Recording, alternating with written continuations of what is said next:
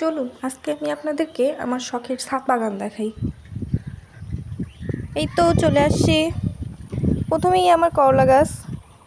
এই তো ছোট ছোট অনেক করলা হয়েছে, এখানে হয়েছে, এর ভিতরে একটা হয়েছে, এর ভিতরে আরও আছে অনেকগুলো যেগুলো দেখা যাচ্ছে না ক্যামেরা ঠিকভাবে। এর আগেও করলা খাইছি, প্রায় 1-1.5 কেজি মতো খাইছি। এই তো এখানে একটা ছোট করলা। এই তো ওর পাশেই আছে শশা গাছ।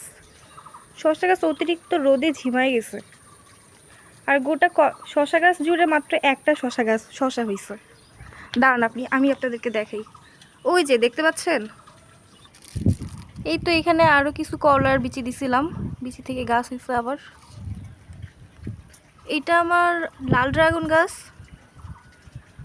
এটা সাদা ড্রাগন, আর এই যে গাছটা দেখছেন এটা বিচি থেকে হয়েছে। এই তো আমার বরবটি গাছ, ওর পাশে এই মরিচ গাছ দিচ্ছি কয়েকটা, এই পাশে আরেকটা আছে গাছ মরিচ গাছ, আর এই পাশে কয়েকটা ভেন্ডি গাছ দিছি। এই পাশে কয়েকটা পুদিনা গাছ আছে, কয়েকটা না কিছু পুদিনা গাছ আছে। এটা আমার ঘাস ফুল গাছ, এটার অন্য কোনো নাম আছে কি না আমি জানি না। এটা আমার কমলা গাছ, যেটাকে আমি কমলা ভ্যালি থেকে কিনে নিয়ে আসছি। এটা আমার দেশি লেবু গাছ। এখানে কিছু অ্যালোভেরা গাছ আছে। এই গাছগুলোর পাতা কেন যে কালো হয়ে যাচ্ছে আমি ঠিক জানি না। এখানে কিছু ড্রাগন গাছ দিচ্ছি, এগুলোকে আমি গ্রামে নিয়ে যাব। এর উপরেই কদোয়া গাছের ডালপালা ছড়াচ্ছে। এর আগে কয়েকদিন আগে গত সপ্তাহে 4টা না 5টার মতো কদোয়া খাইছি। এই তো আমার কুমড়া গাছ, বেশ ডালপালা ছড়াইছে, কিন্তু এখন পর্যন্ত কোনো কুমড়ো হয়নি, হবে ইনশাল্লাহ। এই তো এখানে কিছু পুঁইশাক গাছ, উপরে কয়েকটা ডালপালা উঠে গেছে, এগুলোকে এই জাংলাই দিব ভাবতেছি আর একটু বড় হইলে। ওর পাশে আরেকটা মরিচ গাছ, যেখানে ফুল হয়েছে কিন্তু এখনো ফল হয়নি।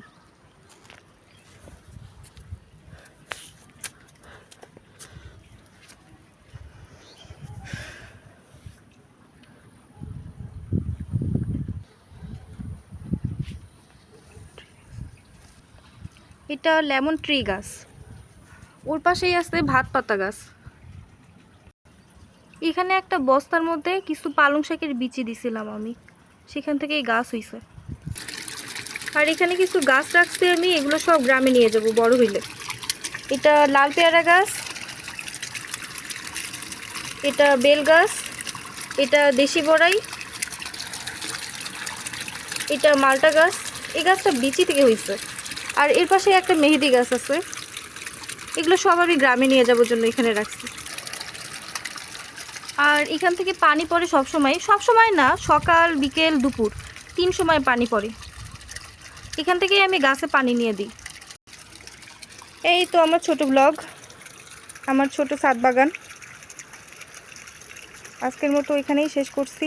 আল্লাহ হাফেজ।